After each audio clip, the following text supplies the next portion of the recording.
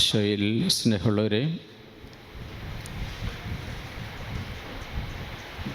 ബലിയുടെയും ബലിജീവിതത്തിൻ്റെയും രൂപരേഖ ഒന്നു തന്നെയാണ് എന്നാണ് കഴിഞ്ഞ ആഴ്ചയിൽ ഞാൻ പറയാൻ വേണ്ടി ശ്രമിച്ച പ്രധാനപ്പെട്ട കാര്യം.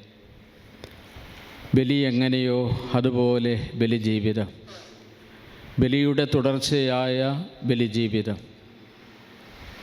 ഓരോ ക്രൈസ്തവനും നയിക്കുന്ന ബലിജീവിതത്തിൻ്റെ ബലം ദിവ്യകാരുണ്യമാണെന്നും ബലിയായി തീരാനുള്ള ബലം നൽകുന്നത് ദിവ്യകാരുണ്യമാണെന്നും ഒക്കെയാണ് നമ്മൾ കാണാൻ വേണ്ടി ശ്രമിച്ചുകൊണ്ടിരുന്നത്.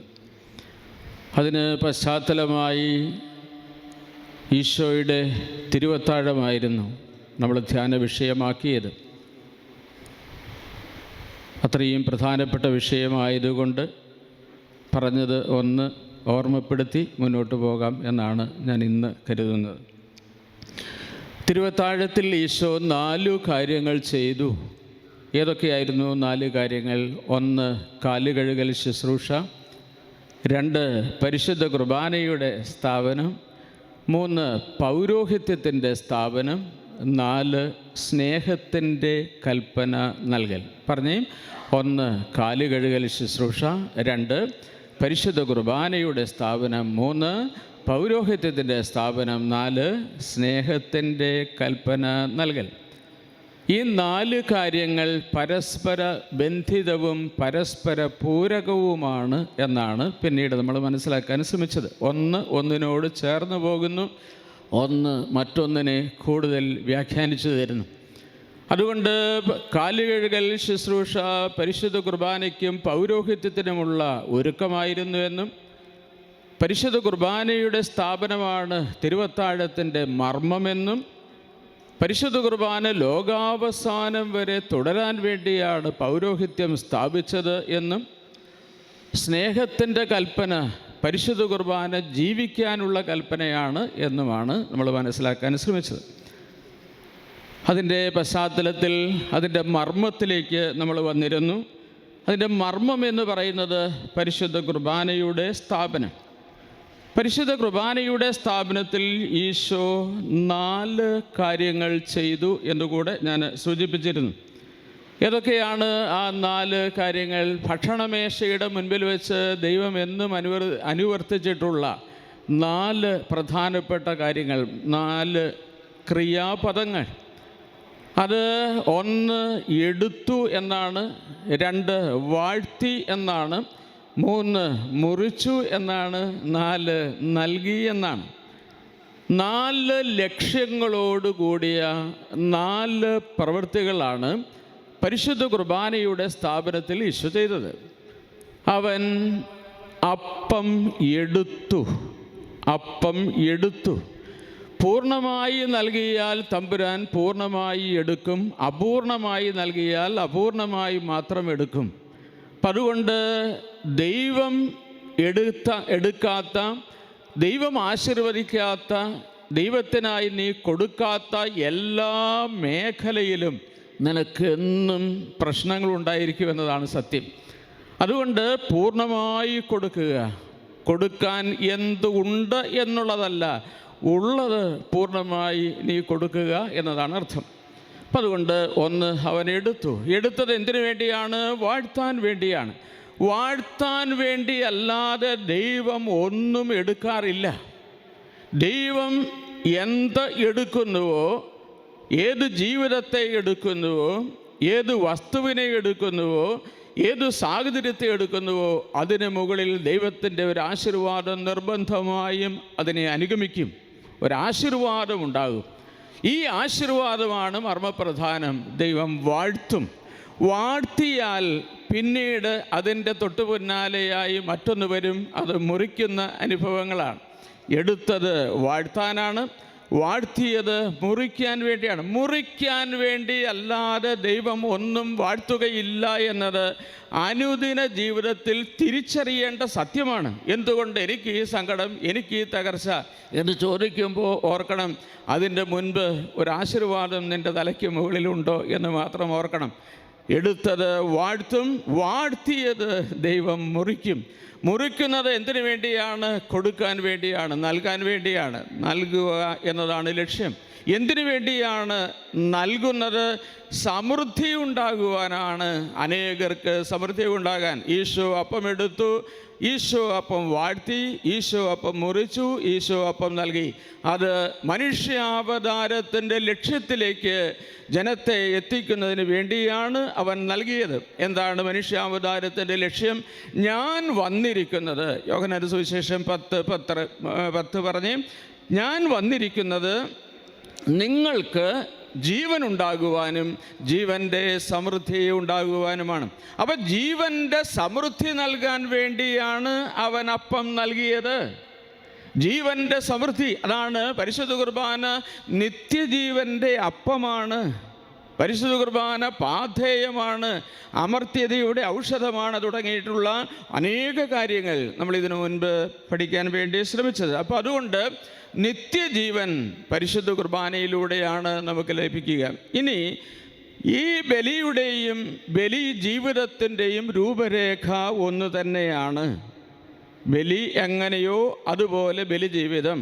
അപ്പം അതുകൊണ്ട് എടുക്കുന്ന അനുഭവങ്ങൾ ഉണ്ടാകണം, വാഴ്ത്തുന്ന അനുഭവങ്ങൾ ഉണ്ടാകണം, മുറിക്കപ്പെടുന്ന അനുഭവങ്ങൾ ഉണ്ടാകണം, കൊടുക്കുന്ന അനുഭവങ്ങൾ ഉണ്ടാകണം. അപ്പോഴാണ് ബലി അർപ്പകനും ബലി വസ്തുവും ഒന്നായി മാറുന്നത് എന്നാണ് ഞാൻ അവസാനം പറഞ്ഞ് നിർത്താൻ വേണ്ടി ശ്രമിച്ചത്.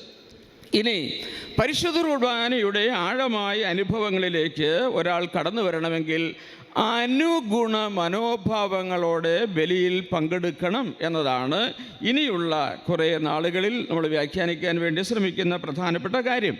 അനുഗുണ മനോഭാവങ്ങൾ ഞാൻ സൂചിപ്പിച്ചിട്ടുണ്ട്. നമ്മൾ സ്ഥലകാല ബോധമുള്ളവരാകുക എന്നത്, ബലിപീഠത്തിന് അരികിൽ വന്നു നിൽക്കുമ്പോൾ നമ്മൾ എവിടെയാണ് നിൽക്കുന്നത് എന്ന് നമ്മൾ അറിയണം. ആരാണ് നമ്മുടെ ചുറ്റുമുള്ളത് എന്ന് നമ്മൾ അറിയണം. എന്തിനു വേണ്ടിയാണ് ബലിപീഠത്തിനരികിൽ വന്നത് എന്ന് മനസ്സിലാക്കണം. എന്താണ് ബലിപീഠത്തിൽ നടക്കുന്നത് എന്ന് അറിയണം. അതിൽ എൻ്റെ പങ്ക് ഞാൻ എടുക്കണം. അതൊക്കെയാണ് അടിസ്ഥാനപരമായി മനസ്സിലാക്കേണ്ടത്. അങ്ങനെ വരുമ്പോഴാണ് ബലി ജീവിതത്തിൽ അനുഭവമായി മാറുക. അതിന് അനുഗുണമായ ചില മനോഭാവങ്ങളെ മനസ്സിൽ നമ്മൾ കൊണ്ടുവരേണ്ടതായിട്ടുണ്ട്. ഏതൊക്കെയാണ് ഈ അനുഗുണമായ മനോഭാവങ്ങൾ എന്നാണ് പ്രധാനമായും ഇന്ന് നമ്മൾ കാണാൻ വേണ്ടി ശ്രമിക്കുക. പരിശുദ്ധ കുർബാനയ്ക്കുള്ള ഏറ്റവും അനുഗുണമായ മനോഭാവങ്ങൾ, ഒന്നാമത്തത് ഉറച്ച വിശ്വാസമാണ്. എഴുതുന്നവർ എഴുതിക്കൊള്ളുക. ഒന്ന്, ഉറച്ച വിശ്വാസം. ഇളകുന്ന വിശ്വാസമല്ല, ചാഞ്ചാടുന്ന വിശ്വാസമല്ല, സാഹചര്യമനുസരിച്ച് മാറുന്ന വിശ്വാസമല്ല, ഉറച്ച വിശ്വാസം. ഇത് വിശ്വാസത്തിൻ്റെ മഹാരഹസ്യങ്ങളെ വിശ്വാസത്തിൻ്റെ കണ്ണുകൊണ്ട് സമീപിക്കണം, എന്നാലേ അത് മനസ്സിലാവുകയുള്ളൂ. വിശ്വാസമില്ലാത്ത ഒരാൾക്ക് പരിശുദ്ധ കുർബാനയുടെ അർപ്പണം എന്ന് പറയുന്നത് എന്തൊക്കെയോ ചെയ്തു കൂട്ടിയ ഒരു പ്രവൃത്തി മാത്രമായി മാറും. ഒരു വിശ്വാസിയുടെ കുർബാന അതല്ല. വിശ്വാസമില്ലാത്തവൻ്റെ കുർബാനയും അല്ലെങ്കിൽ വിശ്വാസമില്ലാത്തവൻ ബലിയിൽ പങ്കുചേരുന്നതും വിശ്വാസി ബലിയിൽ പങ്കുചേരുന്നതും വളരെ വ്യത്യസ്തമായ രീതിയിലാണ്. അതുകൊണ്ടാണ് ഒന്നാമത്തെ മനോഭാവം എന്ന് പറയുന്നത് ഉറച്ച വിശ്വാസമാണ് എന്ന് പറയുക. രണ്ടാമത്തത് പൂർണ്ണ ഹൃദയത്തോടെ ബലിയർപ്പിക്കുക.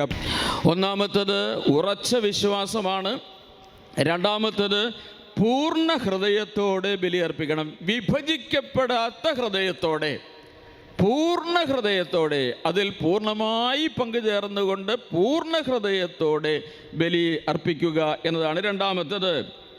മൂന്നാമതായി വിനീതമായ മനസ്സോടെ വേണം നീ ബലിയർപ്പണത്തിൽ പങ്കുചേരാൻ. വിനീതമായ മനസ്സ്.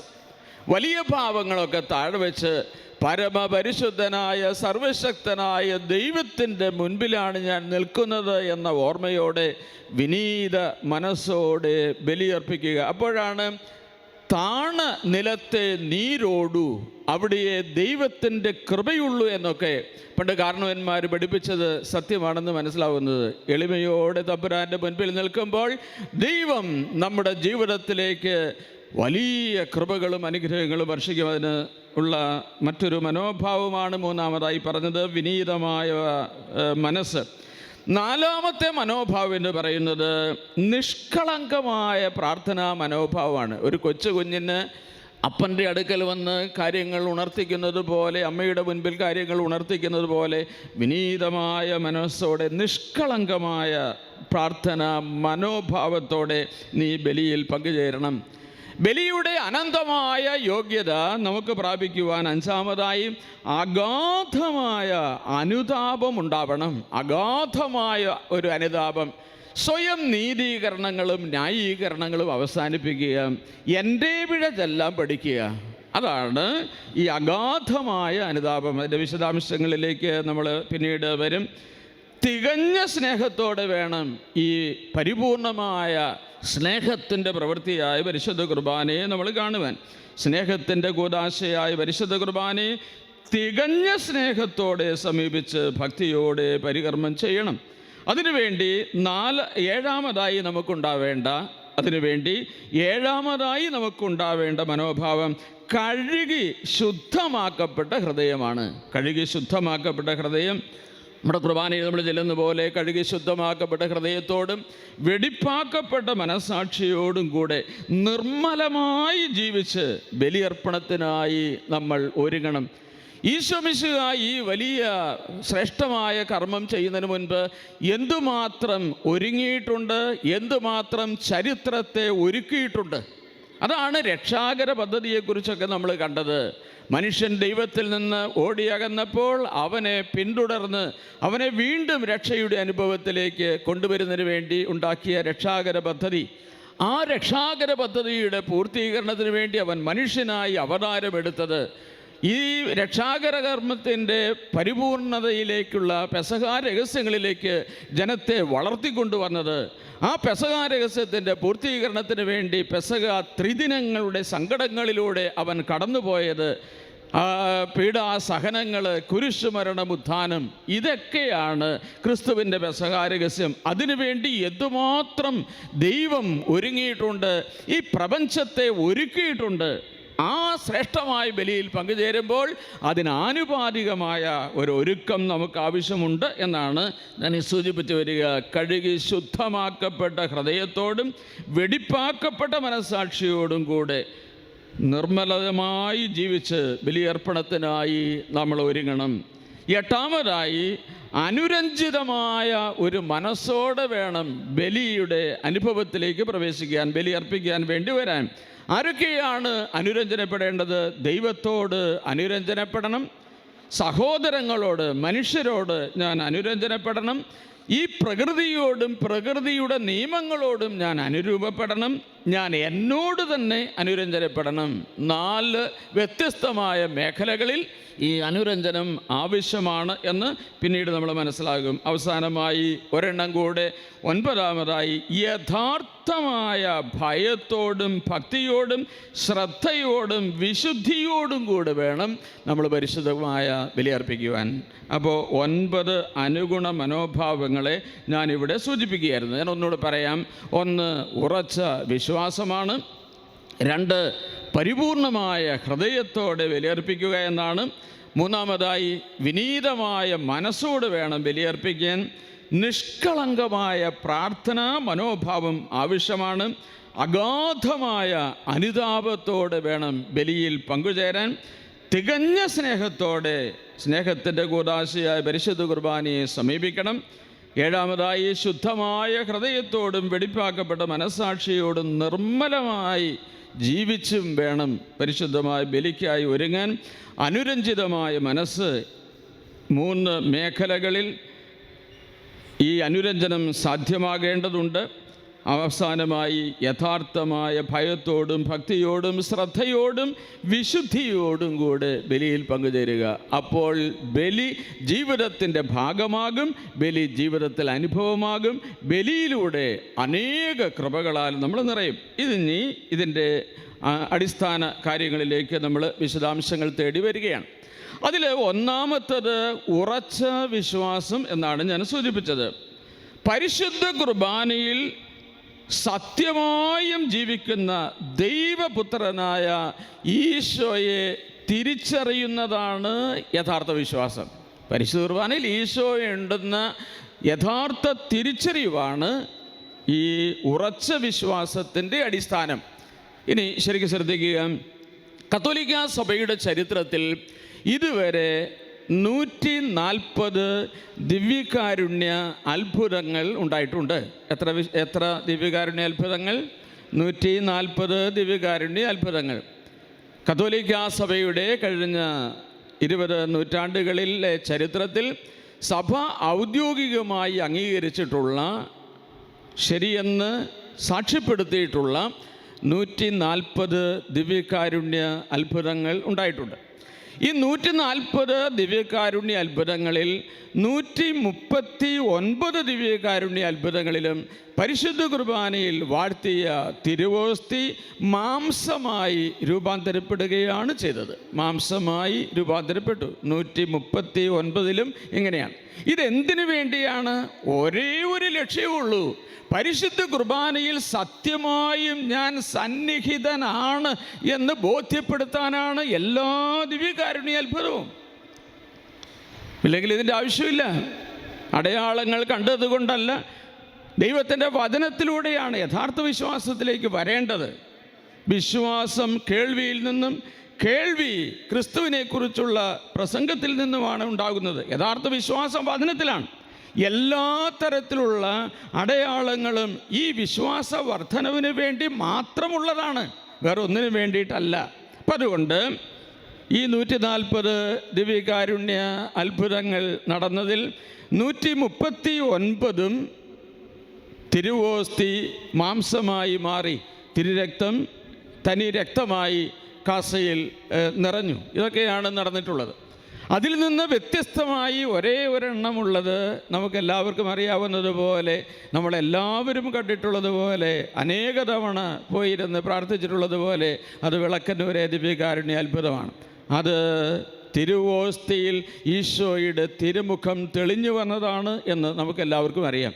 ഇതുമാത്രം ആളുകളാണ് ലോകത്തിൻ്റെ വിവിധ ഭാഗങ്ങളിൽ നിന്നായി എല്ലാ ദിവസവും വിളക്കന്നൂർ വന്ന് പ്രാർത്ഥിക്കുന്നത്, അനുഗ്രഹങ്ങൾ പ്രാപിക്കുന്നത്. അത്ഭുതത്തോടെ മാത്രമേ നമുക്ക് ആ സംഭവത്തെ നോക്കിക്കാണാൻ കഴിയൂ. ഇതെന്തിനു വേണ്ടിയാണ്? പരിശുദ്ധ കുർബാനയിലെ ക്രിസ്തുവിൻ്റെ സാന്നിധ്യത്തെ അസന്നിഗ്ധമായ വിധത്തിൽ നമുക്ക് വിശ്വാസയോഗ്യമായ വിധത്തിൽ അവതരിപ്പിക്കുന്നതിന് വേണ്ടിയാണ് ഈ മഹാ അത്ഭുതം ദൈവം ചെയ്തിട്ടുള്ളത്. അതുകൊണ്ട് പരിശുദ്ധ കുർബാനയിലെ ക്രിസ്തു സാന്നിധ്യത്തെ വിശ്വസിക്കുക, അതാണ് ഒന്നാമത്തെ കാര്യം. നമുക്കറിയാം, പരിശുദ്ധ കുർബാന ബലിയാണ്, പരിശുദ്ധ കുർബാന വിരുന്നാണ്, പരിശുദ്ധ കുർബാന സാന്നിധ്യമാണ്. 3 വാക്കുകൾ പറഞ്ഞേ. 1, പരിശുദ്ധ കുർബാന ഒരു ബലിയാണ്. ഏതാണ് ആ ബലി? അത് ഈശോയുടെ കാൽവരിയിലെ ബലിയാണ്. പരിശുദ്ധ കുർബാന ബലിയാണ്. രണ്ടാമതായി പരിശുദ്ധ കുർബാന വിരുന്നാണ്. തൻ്റെ ശരീരരക്തങ്ങൾ അവൻ നമുക്കായി ഭക്ഷണപാനീയങ്ങളായി നൽകുന്ന വിരുന്നാണത്. അതാണ് നേരത്തെ ഞാൻ സൂചിപ്പിച്ചത്. ഒരുവൻ ഒരിക്കൽ ഒരു വിരുന്ന് നടത്തി. സമാനതകളില്ലാത്തൊരു വിരുന്നാണത്. വിരുന്നിന് ക്ഷണിക്കപ്പെട്ടവർക്ക് വേണ്ടി ആതിഥേയൻ സ്വന്തം ശരീരരക്തങ്ങൾ മുറിച്ച് വിരുന്നൊരുക്കിയ ലോക ചരിത്രത്തിലെ ഏക വിരുന്നാണ് പരിശുദ്ധ കുർബാന. അതിന് സമാനതകളില്ല. അതാണ് ബലിയാണ്, അതേപോലെ വിരുന്നാണ്, സാന്നിധ്യമാണ് എന്ന് പറയുക. പരിശുദ്ധ കുർബാന ബലിയായത് വിരുന്നാകാനാണ്, വിരുന്നായത് സാന്നിധ്യമാകാനും സാന്നിധ്യമേകാനുമാണ്. ഇതൊക്കെയാണ് അടിസ്ഥാനപരമായ പാഠങ്ങൾ.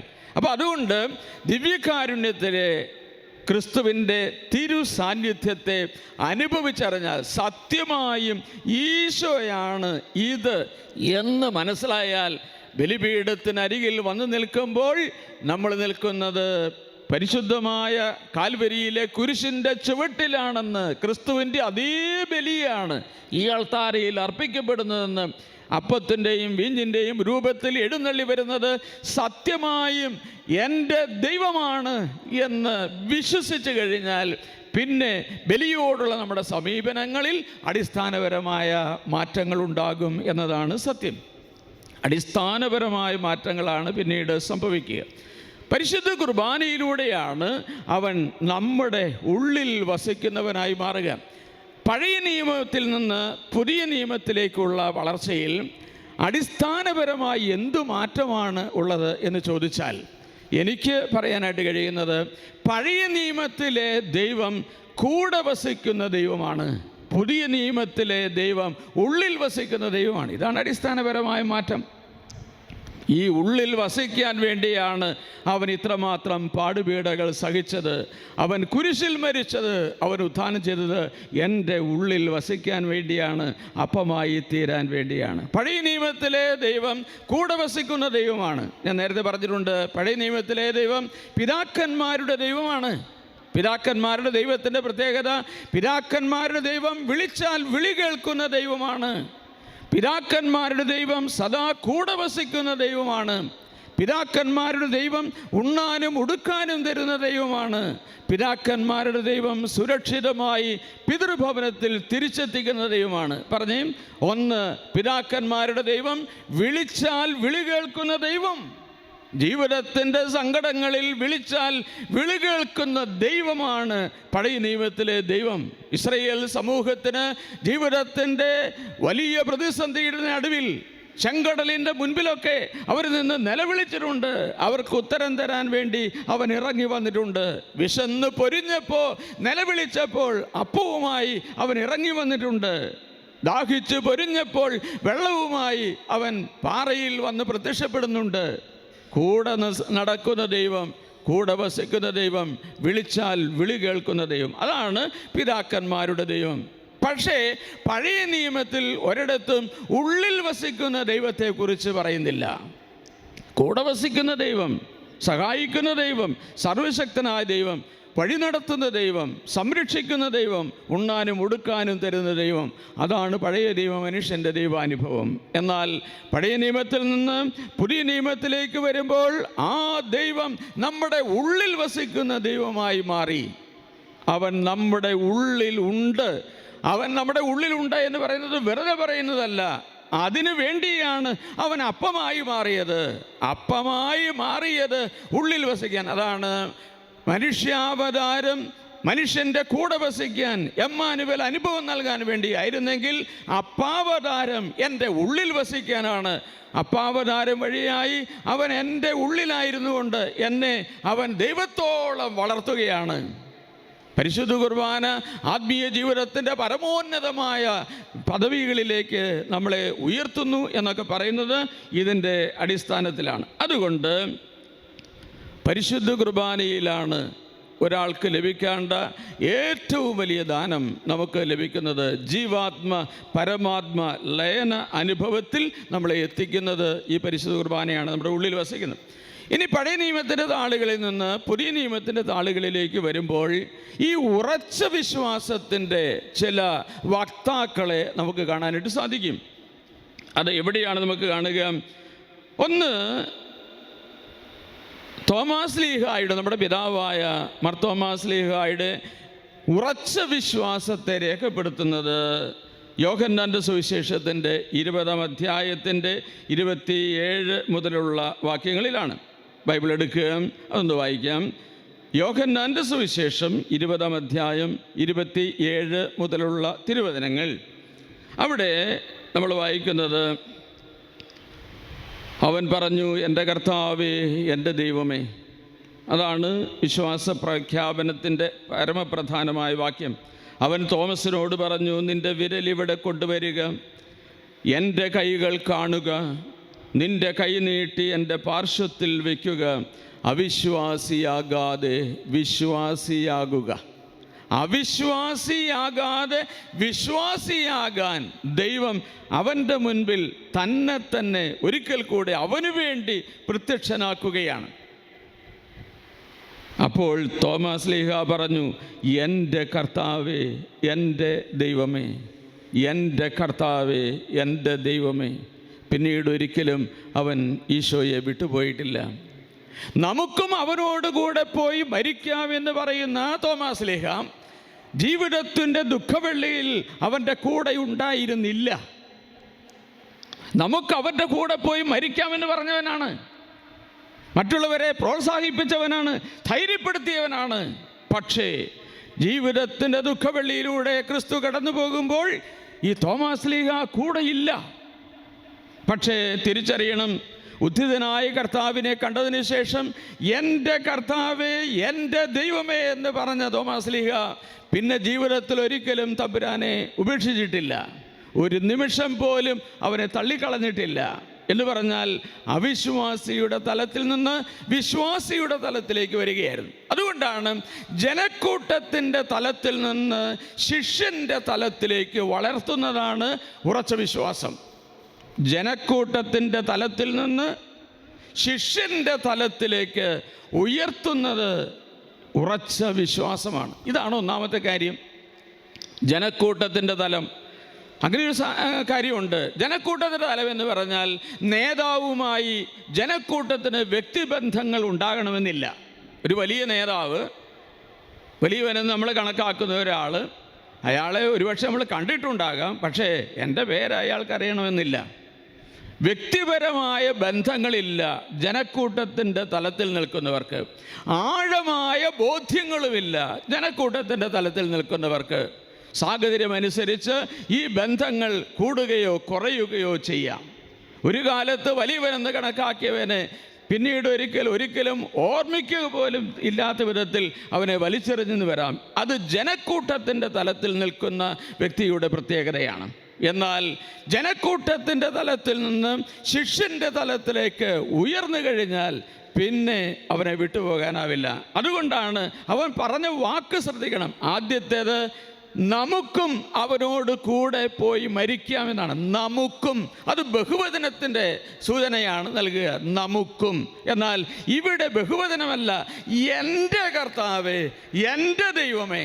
അതാണ് ആഴമായ വിശ്വാസം, അതാണ് ആഴമായ ബോധ്യം. ഇതാരാണ് ഇവൻ? എൻ്റെ കർത്താവാണ്, എൻ്റെ ദൈവമാണ്. അത് ഉറക്കെ പ്രഖ്യാപിക്കാനുള്ള ധൈര്യം അവനുണ്ടായി. ശിഷ്യൻ്റെ തലത്തിലേക്ക് വളർന്നത് ഉറച്ച വിശ്വാസമാണ് ഒരാളെ യഥാർത്ഥ ക്രിസ്തു ശിഷ്യനാക്കി മാറ്റുക എന്നാണ് ഞാൻ സൂചിപ്പിക്കുന്നത്.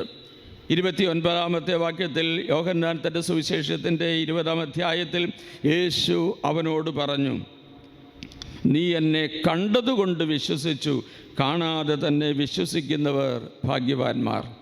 കാണാതെ വിശ്വസിക്കുന്നത് കുറേ കൂടെ ശ്രേഷ്ഠമായ വിശ്വാസത്തിൻ്റെ തലമാണ്. ഉറച്ച വിശ്വാസത്തിലേക്ക് എത്തിക്കഴിഞ്ഞാൽ പിന്നെ അടയാളങ്ങൾ പോലും നമുക്ക് ആവശ്യമില്ല.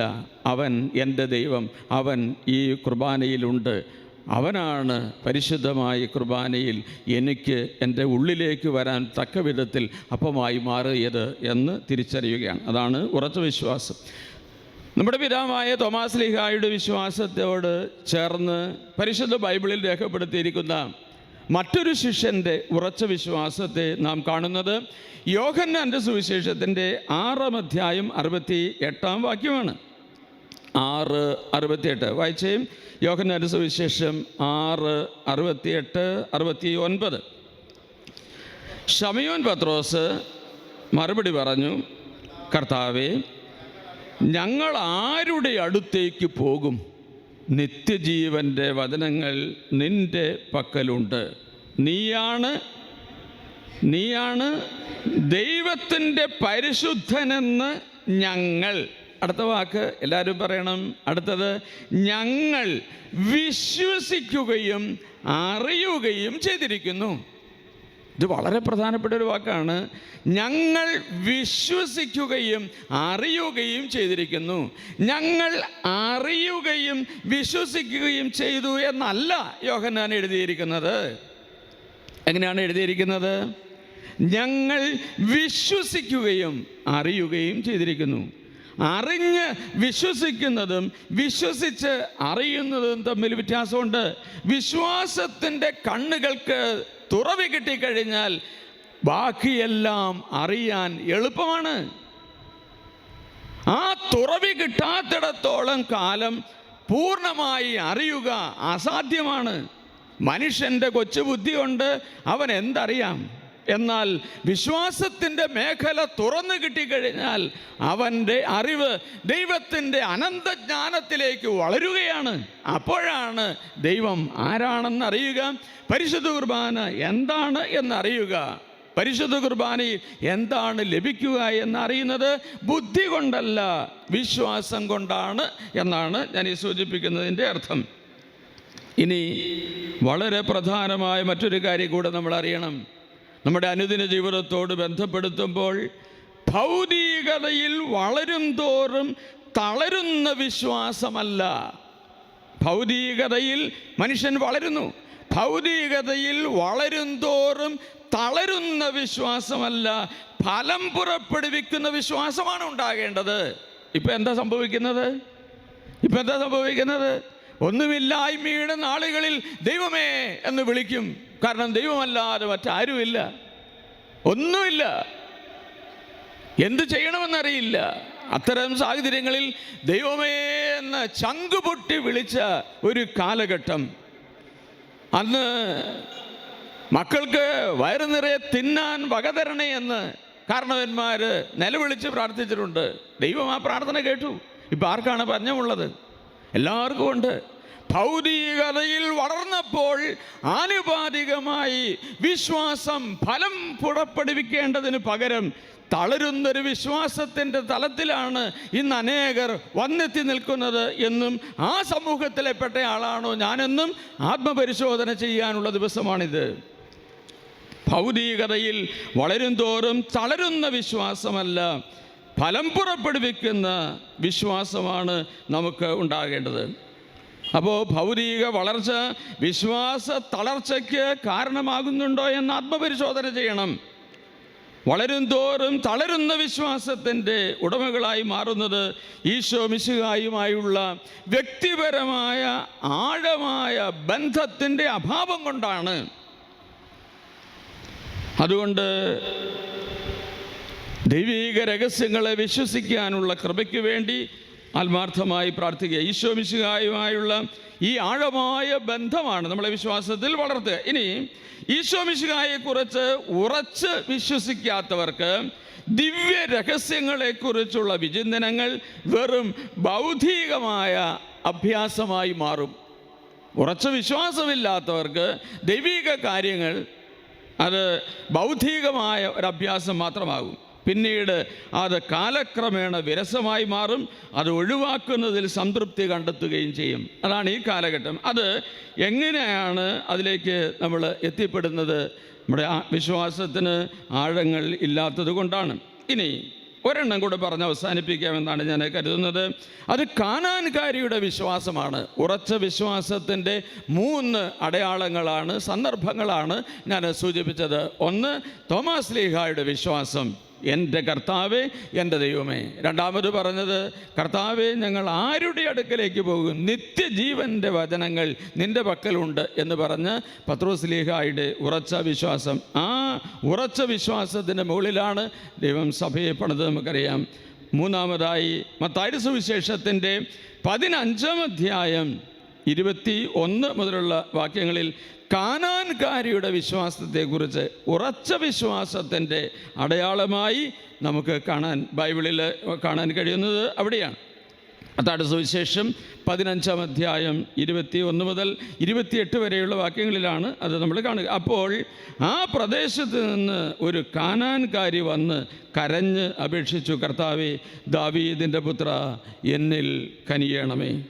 എൻ്റെ മകളെ പിശാച് ക്രൂരമായി ബാധിച്ചിരിക്കുന്നു. എന്നാൽ അവൻ ഒരു വാക്കുപോലും ഉത്തരം പറഞ്ഞില്ല. ശിഷ്യന്മാർ അവനോട് അഭ്യർത്ഥിച്ചു, അവളെ പറഞ്ഞയച്ചാലും അവൾ നമ്മുടെ പിന്നാലെ വന്ന് നിലവിളിക്കുന്നുവല്ലോ. അവൻ മറുപടി പറഞ്ഞു, ഇസ്രായേൽ ഭവനത്തിലെ നഷ്ടപ്പെട്ട ആടുകളുടെ അടുത്തേക്ക് മാത്രമാണ് ഞാൻ അയക്കപ്പെട്ടിരിക്കുന്നത്. വളരെ തീക്ഷ്ണതയോടെയുള്ള പ്രാർത്ഥന ഈശോ അവഗണിക്കുന്നത് പോലെ നമുക്കിവിടെ തോന്നുകയാണ്. എന്നാൽ ഇവിടെയാണ് ടേണിംഗ് പോയിൻ്റ് ഉള്ളത്. എന്നാൽ അവൾ അവനെ പ്രണമിച്ച്, കർത്താവേ, എന്നെ സഹായിക്കണമേ എന്ന് അപേക്ഷിച്ചു. അപ്പോൾ ഈശോ പറയുന്നത്, അവൻ പറഞ്ഞു, മക്കളുടെ അപ്പമെടുത്ത് നായ്ക്കൾക്ക് എറിഞ്ഞു കൊടുക്കുന്നത് ഉചിതമല്ല. അവൾ പറഞ്ഞു, അതേ കർത്താവേ, നായ്ക്കളും യജമാനന്മാരുടെ മേശയിൽ നിന്ന് വീഴുന്ന അപ്പക്കഷ്ണങ്ങൾ തിന്നുന്നുണ്ടല്ലോ. യേശു പറഞ്ഞു, സ്ത്രീയെ, നിന്റെ വിശ്വാസം വലുതാണ്, നീ ആഗ്രഹിക്കുന്നത് പോലെ നിനക്ക് ഭവിക്കട്ടെ. ആ സമയം മുതൽ അവളുടെ പുത്രി സൗഖ്യമുള്ളവളായി എന്ന് മത്തായിയുടെ സുവിശേഷത്തിൻ്റെ 15-ാം അധ്യായത്തിൻ്റെ 28-ാം വാക്യത്തിൽ രേഖപ്പെടുത്തിയിരിക്കുന്നു. അവഗണിക്കും തോറും ആഴപ്പെടുന്ന വിശ്വാസമാണ് ഉറച്ച വിശ്വാസം.